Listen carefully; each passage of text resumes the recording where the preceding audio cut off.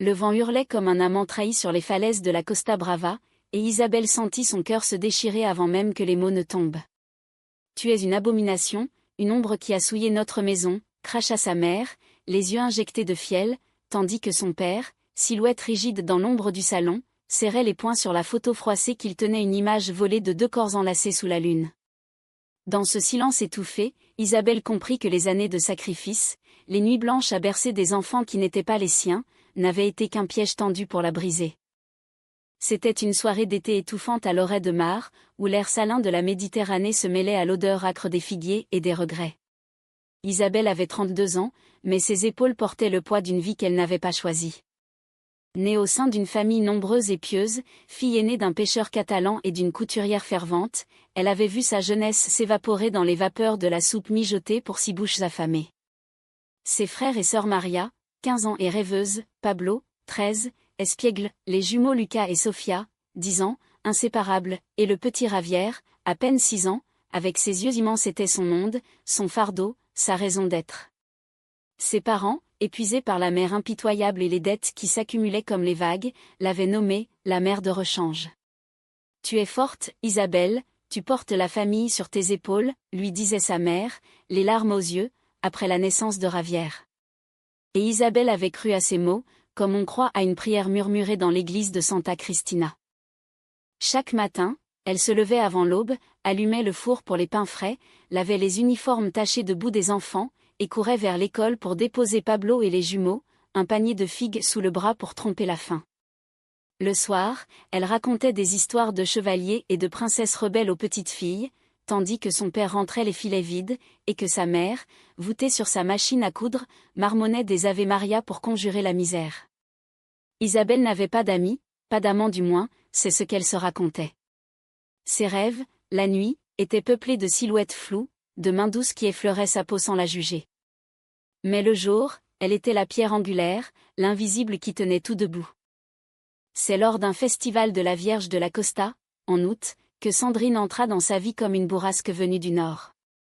Sandrine Moreau, 35 ans, française exilée à Barcelone pour un poste de professeur d'art à l'université, avait fui Paris après un scandale familial, une liaison avec une collègue qui avait tourné au vinaigre. Grande, élancée, avec des cheveux châtains coupés au carré et des yeux bleus qui semblaient lire les âmes, elle portait l'élégance nonchalante des Parisiennes, un foulard de soie noué lâchement, des sandales usées par les pavés catalans. Elle était venue à l'Oret pour un atelier de peinture en plein air, attirée par les falaises roses et les eaux turquoises qui rappelaient les rivages de la Côte d'Azur. Le destin les frappa lors d'une danse folklorique sous les guirlandes de lumière. Isabelle, forcée par Maria d'enfiler une robe fleurie pour « une fois dans ta vie », sois jeune, tournoyait maladroitement au milieu de la place. Sandrine, pinceau à la main, croquait les silhouettes dansantes depuis un banc. Leurs regards se croisèrent au milieu d'un pas de sardane, les yeux verts d'Isabelle, chargés de secrets, plongèrent dans le bleu clair de Sandrine, et le monde s'arrêta. Un rire nerveux échappa à Isabelle quand Sandrine s'approcha, essuyant une tache de peinture sur sa joue. « Vous dansez comme si le vent vous portait, mademoiselle. Permettez-moi de vous immortaliser. » La voix de Sandrine était un murmure chantant, teinté d'un accent parisien qui fit frissonner Isabelle jusqu'aux os. Elles parlèrent jusqu'à l'aube, assises sur le sable froid. Sandrine raconta ses toiles inachevées, ses amours brisés, la liberté qu'elle cherchait dans les couleurs vives de la Catalogne. Isabelle, pour la première fois, laissa couler des mots sur sa vie, les enfants qu'elle élevait comme les siens, les parents qui la voyaient comme une sainte, mais jamais comme une femme. « Je suis une coquille vide, Sandrine. J'ai donné tout ce que j'avais, et il ne reste que des échos. » Sandrine posa sa main sur la sienne, un geste simple qui alluma un feu intérieur. « Les échos sont la plus belle musique, Isabelle. Laisse-moi t'écouter. » Leur romance fleurit en secret, comme une vigne sauvage grimpant sur les murs ocres des maisons de l'Oret. Des rendez-vous volés dans les oliveraies, où Sandrine peignait le portrait d'Isabelle nue sous le soleil couchant, sa peau allait luisant comme du miel. Des promenades le long de la plage de Fenal, main dans la main quand la nuit tombait, leurs lèvres se trouvant dans l'ombre des pins parasols. Sandrine apportait des livres de Colette et de Marguerite Duras, lisant à voix haute des passages sur l'amour interdit, et Isabelle, blottie contre elle, découvrait un monde où son désir n'était pas un péché, mais une poésie. « Tu es ma muse catalane, chuchotait Sandrine, traçant des cercles sur son dos avec ses doigts. Isabelle riait, légère pour la première fois, imaginant un futur où elle pourrait quitter la maison familiale, peut-être rejoindre Sandrine à Barcelone, enseigner l'art aux enfants ou ouvrir une petite boutique de tissus brodés. Mais les ombres s'allongeaient. Maria, l'adolescente aux yeux vifs, surprit un baiser un soir de retour tardif. Au lieu de la trahison, elle garda le secret, fascinée par la douceur qu'elle voyait sur le visage de sa sœur. « Isabelle, tu rayonnes comme jamais. Qui est cette femme qui te fait sourire ?» Isabelle rougit, mais confia en partie, « Une amie, ma chérie.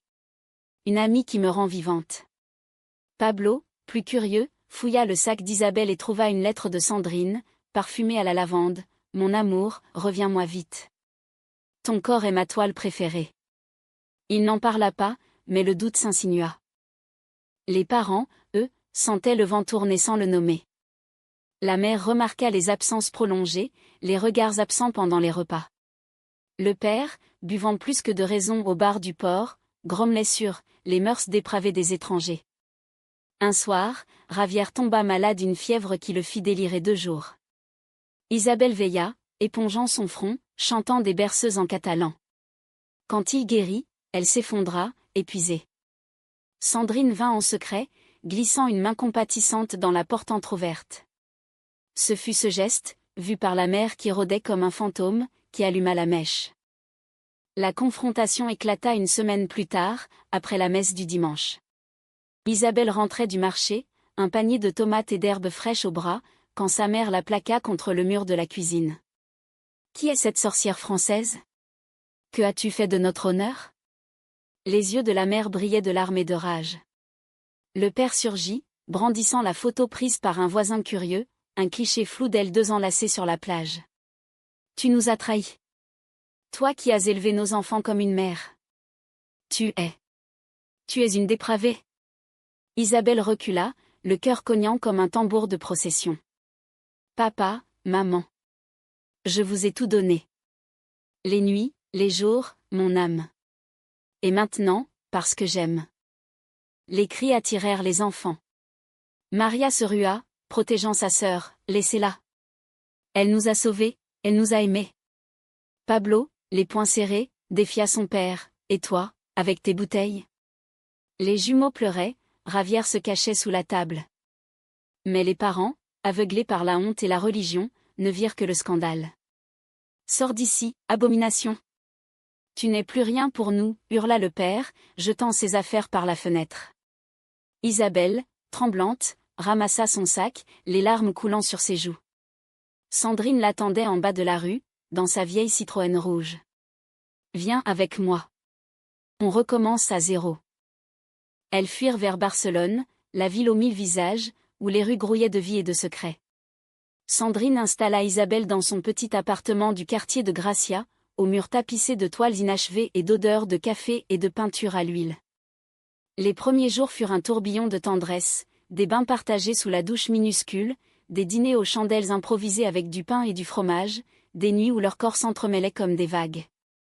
Isabelle apprit à peindre, ses traits maladroits capturant les courbes de Sandrine avec une passion brute.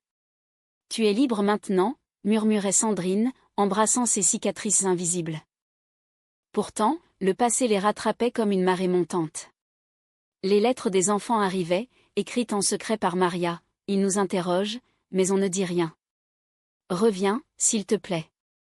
Javier demande après toi. » Isabelle lisait à voix haute, la voix brisée, et Sandrine serrait sa main, impuissante. Un appel de la mère, tard un soir, les enfants ont besoin de toi. Reviens, efface cette folie. On oubliera. C'était une tentation empoisonnée, un appel au sacrifice éternel. Isabelle raccrocha, mais le doute s'installa. Le conflit culmina lors d'une visite surprise. Sandrine, jalouse des chaînes invisibles, proposa un voyage à Paris, loin d'ici, juste nous 2. Isabelle accepta, mais au dernier moment, un appel de Pablo, « Javier est perdu sans toi. » Papa boit, maman prie sans fin. Elle annula, choisissant la famille. Sandrine, blessée, explosa, « Tu es encore leur prisonnière. Moi, je ne suis qu'une parenthèse. » Les mots fusèrent comme des éclats de verre, reproches, peur, l'amour qui se heurte à la réalité. Isabelle partit en pleurs, courant vers l'orée sous la pluie battante. De retour à la maison, l'enfer l'attendait. Les parents l'avaient attendue, armes au poing non pas des fusils, mais des mots plus tranchants. « Tu as osé nous défier ? Pour cette Française ?»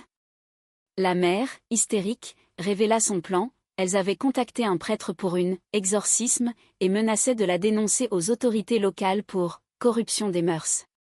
Les enfants, terrifiés, étaient enfermés dans leur chambre.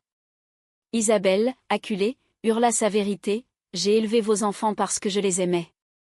Pas pour votre salut, mais pour le mien. Et maintenant, vous me jetez comme une ordure parce que j'aime une femme ?» Le chaos éclata.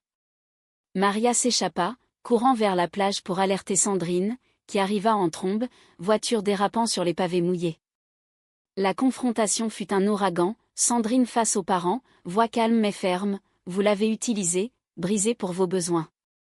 Laissez-la vivre. » Le père leva la main, mais Isabelle s'interposa, prenant le coup sur l'épaule une ecchymose: « Pas de sang, juste la douleur d'une trahison finale. » Les enfants surgirent, formant un rempart humain autour d'elle. « Elle est notre sœur. Notre mère !» cria Sophia, les larmes aux yeux. Dans ce tumulte, une révélation: la mère, brisée, avoua ses propres secrets, une jeunesse volée, un amour pour une cousine enterrée sous les couches de catholicisme. « J'ai vu en toi ma propre ombre, Isabelle. Pardonne-moi. » Le père, silencieux, baissa la tête, vaincu par les regards de ses enfants. Ce n'était pas un pardon immédiat, mais un début, une fissure dans le mur de la honte. Isabelle et Sandrine repartirent pour Barcelone, mais cette fois avec une promesse: des visites régulières, une famille reconstituée sur de nouvelles bases. Isabelle commença des cours du soir, devenant assistante dans une école d'art, tandis que Sandrine exposait leur toile commune des portraits d'amour entrelacés, inspirés des falaises de l'Auray. Les enfants venaient en week-end, apprenant à peindre, à aimer sans chaîne. Maria, inspirée, parla ouvertement de ses propres doutes. Pablo protégeait Javier comme Isabelle l'avait fait. Des années passèrent, et l'amour d'Isabelle et Sandrine mûrit comme un vin catalan, profond, corsé, infusé de sel marin. Elles se marièrent lors d'une cérémonie civile à la mairie de Gracia, entourées d'enfants grandissants et de parents repentis. La mère, désormais grand-mère apaisée, offrit un kilt brodé de leurs initiales entrelacées. Le père, sobre depuis 2 ans, serra la main de Sandrine: « Merci de l'avoir sauvée. Merci de nous avoir sauvés. » Sur les falaises où tout avait commencé, Isabelle et Sandrine se tenaient enlacées au crépuscule, regardant la mer apaisée. « Nous avons survécu à la tempête », murmura Isabelle. Sandrine sourit, traçant un cœur sur sa paume.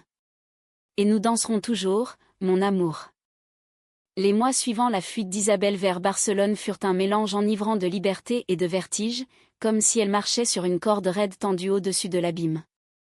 L'appartement de Sandrine, niché dans les ruelles étroites de Gracia, était un havre bohème. Des tapis persans usés jonchaient le parquet craquant, des étagères ployaient sous les volumes reliés de Baudelaire et de Proust, et une lumière tamisée filtrait à travers les voilages, projetant des ombres dansantes sur les murs blancs. Chaque matin, Isabelle s'éveillait au son de la radio diffusant du jazz français, et au parfum de croissants frais que Sandrine rapportait de la boulangerie du coin. « Petit déjeuner au lit pour ma Catalane rebelle », disait-elle avec un clin d'œil, déposant le plateau sur les draps froissés. Pourtant, la nuit, les fantômes venaient. Isabelle se redressait en sursaut, le cœur battant, revivant la scène dans la cuisine, les yeux fous de sa mère, la photo jetée comme une malédiction. Elle glissait alors hors du lit, pieds nus sur le froid du sol, et allait s'asseoir à la fenêtre, contemplant les lumières de la Sagrada Familia au loin, cette cathédrale inachevée qui semblait miroir de son âme. Sandrine la rejoignait toujours, enveloppée dans une robe de chambre de soie, et l'attirait contre elle sans un mot. Leurs étreintes étaient des baumes, des baisers lents, explorateurs, qui redessinaient les contours d'un corps qu'Isabelle apprenait à habiter pleinement. « Tu n'es pas brisée, ma chérie », murmurait Sandrine, ses lèvres effleurant la courbe de son cou. « Tu es une œuvre en devenir. » Isabelle tenta de se reconstruire. Elle s'inscrivit à un cours de couture avancé à l'école des Beaux-Arts, où ses doigts agiles, habitués aux ourlets d'uniformes d'enfants, apprirent à créer des robes fluides inspirées des vagues méditerranéennes. Sandrine l'accompagnait parfois, posant pour les mannequins, son corps gracieux devenant le fil conducteur des créations d'Isabelle. « Regarde-toi », lui dit un jour son professeur, une vieille Andalouse aux cheveux argentés, en admirant une jupe plissée comme des pétales de rose. « Tu coules l'amour dans chaque point. » Ces mots, simples, firent couler des larmes, un rappel que son talent n'était pas perdu, juste endormi sous les couches de devoir. Mais les liens du sang tiraient comme des encres. La première lettre arriva une semaine après leur installation, l'écriture enfantine de Maria, sur du papier à carreaux arraché d'un cahier d'école. « Chère Isabelle, Ravière pleure tous les soirs. Il dit que tu lui manques pour les histoires. Papa est en colère, il casse des assiettes. Maman prie plus, mais elle regarde tes photos en cachette. Reviens-nous, s'il te plaît. Bisous, ta petite sœur. » Isabelle relut les lignes jusqu'à les users, le papier se froissant dans sa paume. Sandrine, lisant par-dessus son épaule, posa une main apaisante sur son genou.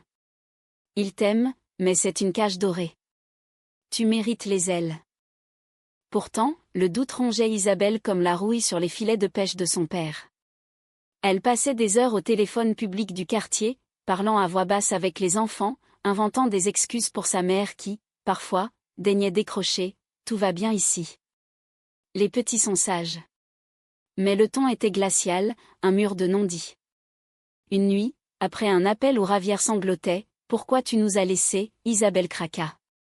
Elle fit ses bagages en secret, laissant un mot pour Sandrine, « Je dois les voir. Juste une fois. Pardonne-moi. » Elle prit le train de nuit pour Loret, le cœur serré comme un poing. La maison familiale, perchée sur la colline face à la mer, semblait inchangée, les volets bleus écaillés, le linge claquant au vent sur la terrasse, l'odeur de poisson frit s'échappant de la cuisine.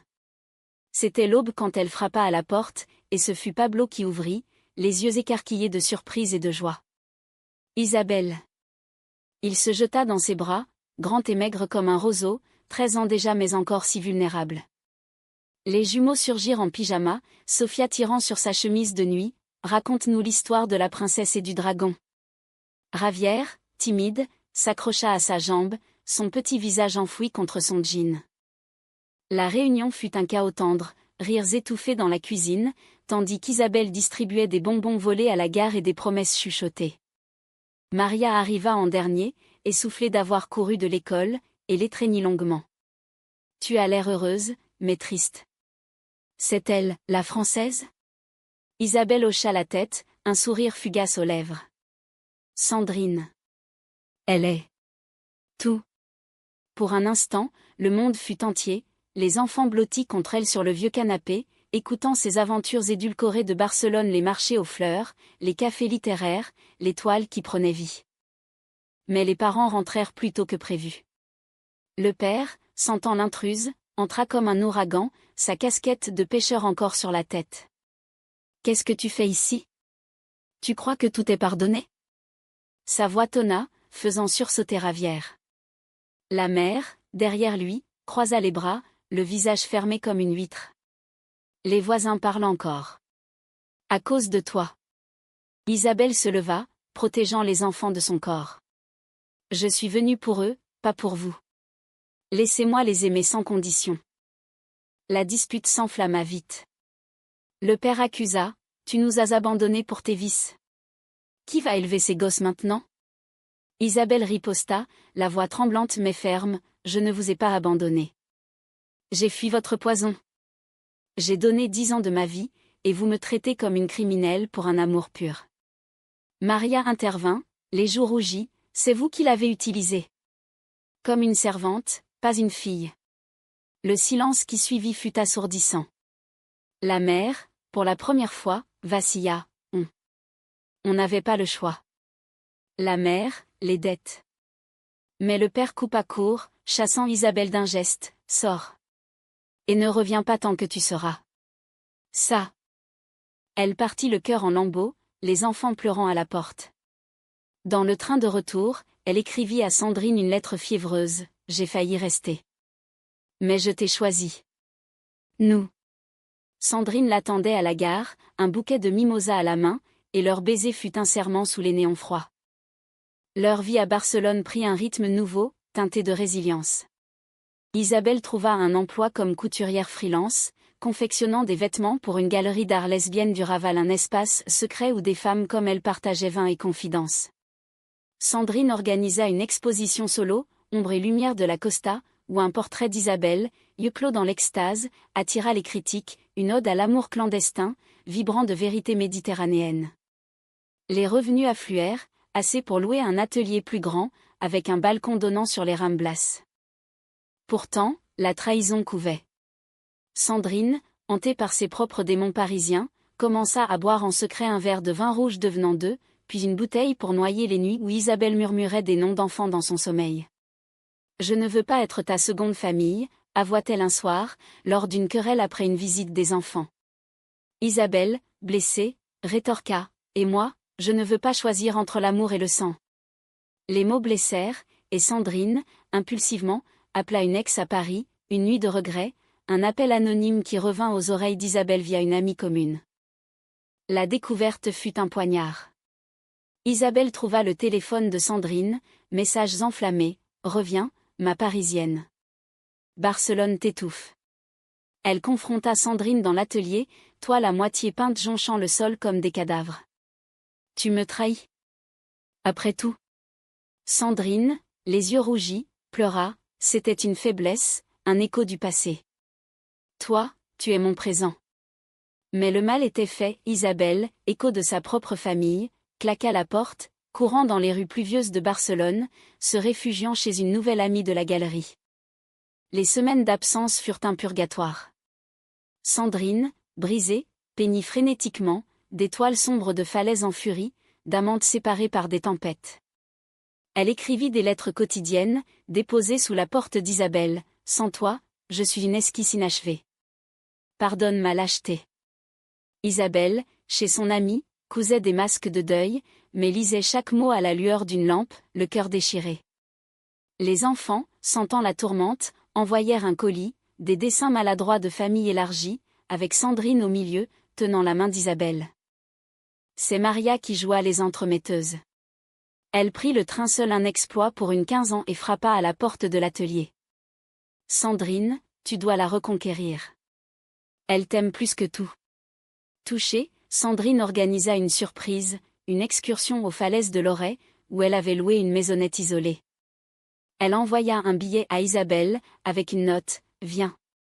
Dansons sur le bord du monde. » Isabelle arriva au crépuscule, le vent salé fouettant ses cheveux. Sandrine l'attendait, une toile vierge à la main, des pinceaux disposés comme une offrande. « Peignons notre futur ensemble. Pas de passé, pas de trahison.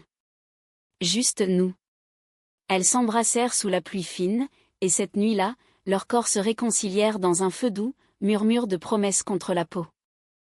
Mais le vrai test vint des parents. Une lettre arriva, rédigée de la main du père, « Les enfants dépérissent sans toi. Reviens pour Noël. On parlera. » C'était une olive branche, fragile. Isabelle hésita, mais Sandrine l'encouragea, « Va. Montre-leur qui tu es. Avec moi. » Noël approchait Barcelone comme une vague tiède, enveloppant les rues de guirlandes scintillantes et d'odeurs de châtaignes grillées. Isabelle et Sandrine avaient décoré leur atelier d'une guirlande faite de bouts de tissu et de feuilles d'or peintes à la main, un arbre de vie modeste, orné d'ornements en forme de cœur entrelacés. Pourtant, l'invitation des parents pesait comme un boulet. « Et si c'était un piège ?» murmura Isabelle un soir, pliée en deux sur la table, relisant la lettre pour la 10e fois. Sandrine, remuant une paella dans la cuisine exiguë, posa sa cuillère et s'agenouilla à ses côtés. « Alors on affronte le dragon ensemble. Tu n'es plus seule. » Le voyage vers Lorey fut un pèlerinage chargé d'émotions. Elles prirent la route en Citroën, Sandrine au volant, chantant des chansons de Piaf pour chasser les silences. Isabelle, fenêtre baissée, laissait le vent caresser son visage, revoyant les virages familiers, les pins tordus par le sel, les vignobles endormis sous un manteau de brume. À mi-chemin, elles s'arrêtèrent sur une aire déserte, et Sandrine sortit un thermos de chocolat chaud. « À nous, aux enfants, à la famille qu'on choisit. » Leurs lèvres se frôlèrent, un baiser sucré de promesses. La maison familiale apparut au détour d'un chemin escarpé, illuminé de guirlandes clignotantes comme pour conjurer les ténèbres passées. Les enfants jaillirent avant même que la voiture ne s'arrête, Ravière premier, sautant dans les bras d'Isabelle avec un cri de joie, suivi des jumeaux qui se disputaient pour un câlin. Maria, plus posée, embrassa Sandrine sur la joue, « Bienvenue. Tu es encore plus belle en vrai. » Pablo, adolescent gauche, marmonna un « salut » en rougissant, mais ses yeux brillaient de gratitude. Les parents attendaient dans l'encadrement de la porte, silhouette raide contre la lueur chaude de l'intérieur. Le père, chemise amidonnée pour l'occasion, hocha la tête brièvement, « Entrez. Il fait froid. » La mère, un tablier noué autour de la taille, évita le regard d'Isabelle, mais offrit un plateau de tourons des douceurs amères, comme le moment. Le dîner fut une danse maladroite, les enfants babillaient sur l'école, les cadeaux sous le sapin miniature, tandis que les adultes mâchaient en silence. Sandrine, avec sa grâce française, brisa la glace, « Ces tourons sont divins, madame. » Recette de famille ?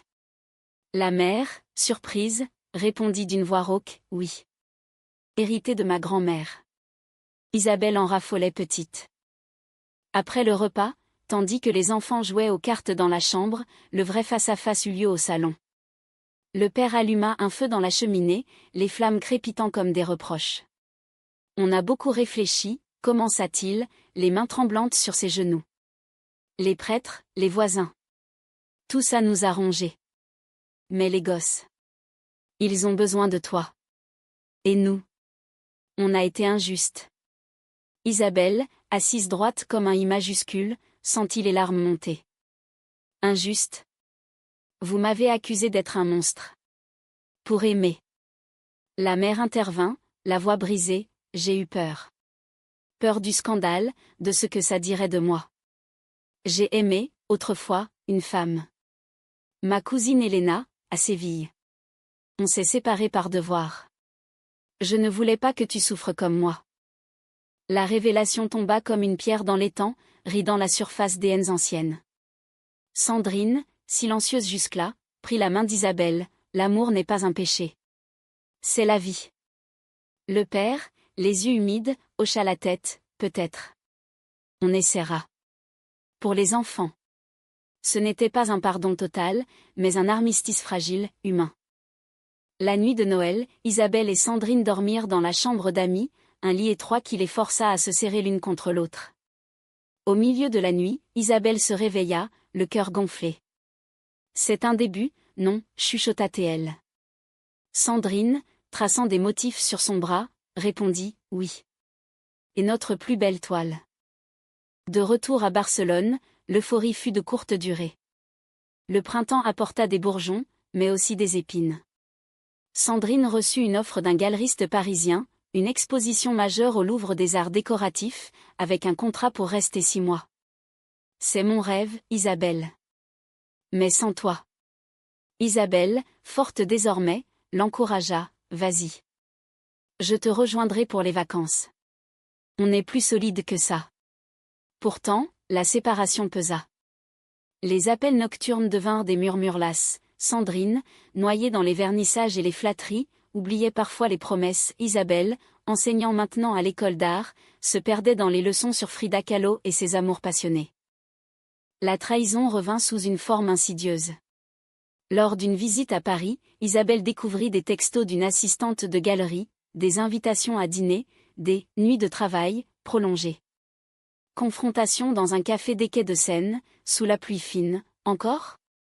Sandrine, je ne peux pas vivre dans la peur constante. Sandrine, effondrée, avoua, c'est la solitude qui me ronge. Paris me renvoie à mes échecs. Toi, tu es ma lumière, mais j'ai peur de t'éteindre. Elles pleurèrent, s'embrassèrent sous les platanes, mais la graine du doute était plantée. Rentrée à Barcelone, Isabelle plongea dans son travail, créant une collection, chaînes brisées, des robes déconstruites, lacets de rubans qui se défaisaient d'un geste, symbole de libération. L'exposition attira du monde, y compris Maria, venue en train pour son anniversaire 16 ans. C'est toi, ces robes. Libre et forte. Ensemble, elles cousirent un foulard pour Sandrine, brodé de vagues et de falaises. Mais le climax arriva en été, lors d'un retour surprise de Sandrine. Elle débarqua à l'atelier, valise en main, un sourire radieux, j'ai refusé le contrat prolongé. Paris n'est rien sans toi. Joie explosive, nuit d'amour retrouvée. Pourtant, un appel anonyme, la voix déformée d'une rivale parisienne révéla tout, Sandrine avait couché avec l'assistante, une « erreur d'une nuit » pour combler le vide. Isabelle, anéantie, hurla « Tu me trahis encore ? Après les promesses, les enfants, la famille ? Je suis fatiguée d'être tabouée. » La rupture fut un séisme. Isabelle quitta l'atelier, s'installant chez une collègue, tandis que Sandrine, prostrée, peignait des toiles noires de tempête. Les enfants, alertés par Maria, envoyèrent des messages « Réconciliez-vous. On vous aime toutes les deux. » Le père appela même Isabelle « L'amour, c'est dur. Mais fuis pas comme moi j'ai fui mes erreurs. » Isabelle erra dans Barcelone, marchant des heures le long du port, la mer rappelant les falaises de son enfance.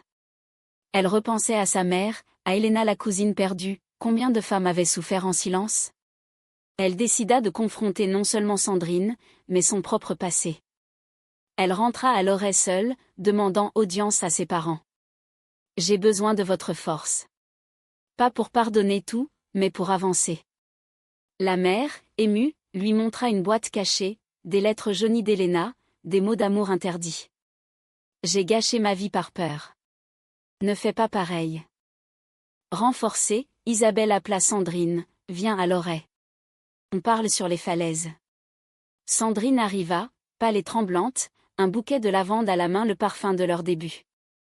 Assise au bord du précipice, le vent hurlant, elles déversèrent tout, les peurs, les trahisons, les amours imparfaits.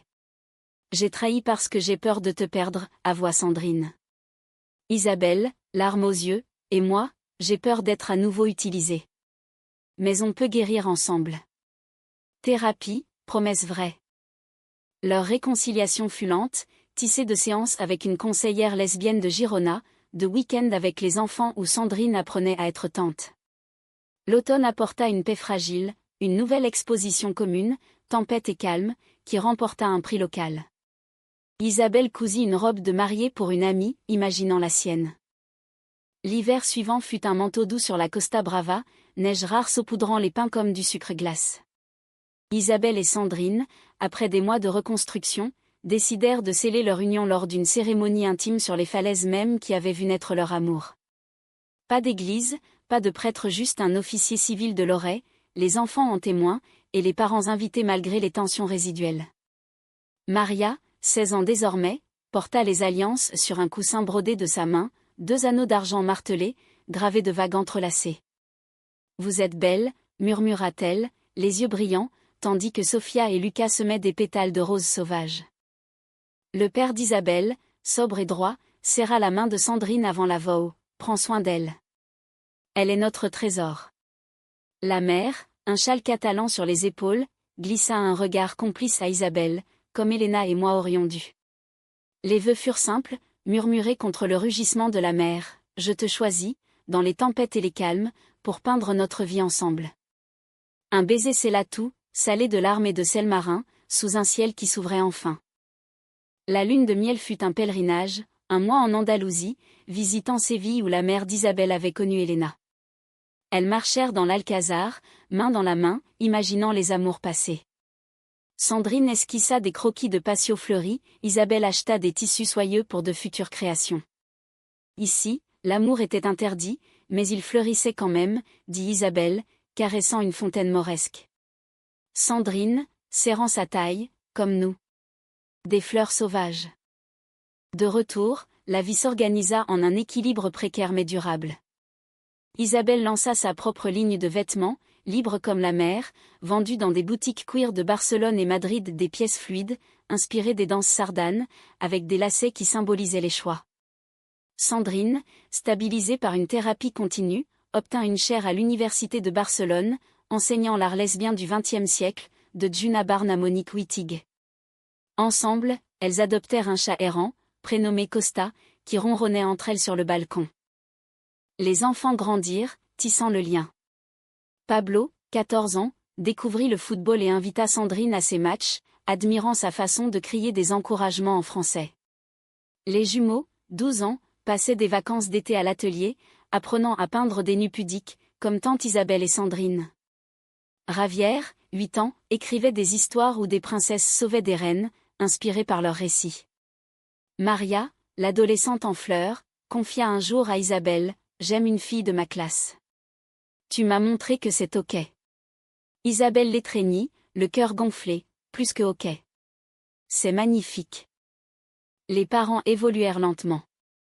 Le père rejoignit un groupe de soutien pour père solo, partageant ses regrets sur l'alcool et l'intolérance. La mère, libérée de son secret, commença à broder des quilts thématiques, des motifs d'amantes enlacées, vendus anonymement pour financer des associations LGBT locales. Un dimanche, lors d'un repas familial élargi, elle leva son verre, à Isabelle et Sandrine. « Pour nous avoir appris à aimer sans chaîne. » Le père, ému, ajouta, « et à pardonner nos erreurs. » Pourtant, la vie n'était pas un conte sans ombre. Une rechute de Sandrine, un soir de vernissage trop arrosé, ramena les fantômes. Isabelle, au lieu de fuir, l'aida à se relever, on tombe pour mieux se redresser. Ensemble. Elles consultèrent à nouveau, renforçant leur lien par des rituels, des promenades hebdomadaires sur la plage, des lettres d'amour écrites à la main, lues à voix haute. 2 ans plus tard, une joie inattendue, Maria, enceinte à 18 ans d'un amour d'adolescence, demanda à Isabelle d'être marraine. La naissance d'un petit garçon, aux yeux verts comme sa grand-tante, scella le cercle. Lors du baptême civil, une tradition hybride, mêlant catholicisme et modernité, Isabelle tint l'enfant, Sandrine à ses côtés, et murmura « Bienvenue dans notre famille, petit océan ». Le dénouement vint un soir d'automne, 5 ans après le début de leur odyssée. Isabelle et Sandrine, assises sur les falaises de Lorey, regardaient le soleil se noyer dans la mer. Les enfants, désormais adolescents, campaient plus bas, riant autour d'un feu de camp. Les parents, vieillis mais apaisés, avaient préparé un pique-nique, paella, touron, et un vin français apporté par Sandrine. « On a traversé l'enfer, » dit Isabelle, la tête sur l'épaule de sa femme. Sandrine, caressant ses cheveux, et on en est sorti plus forte. Humanité, c'est ça, aimer malgré les trahisons, guérir les blessures, danser sur le bord du vide. Le vent emporta leurs mots, et dans ce murmure, elles virent leur vie, un tableau vivant, cas dramatique et tendre, roman et profondément humain. Pas de fin parfaite, mais une continuation infinie, comme la mer qui les bordait.